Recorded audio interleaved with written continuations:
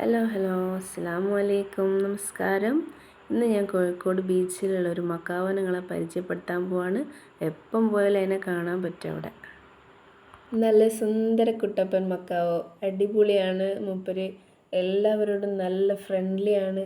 Photo എടുക്കാൻ നിന്നരും, കൈ തരും, കിസ് തരാൻ പറഞ്ഞാൽ കിസ് തരും. മനസ്സിന് നല്ലൊരു സന്തോഷം കിട്ടിയ ദിവസമാണ് ഇന്ന്.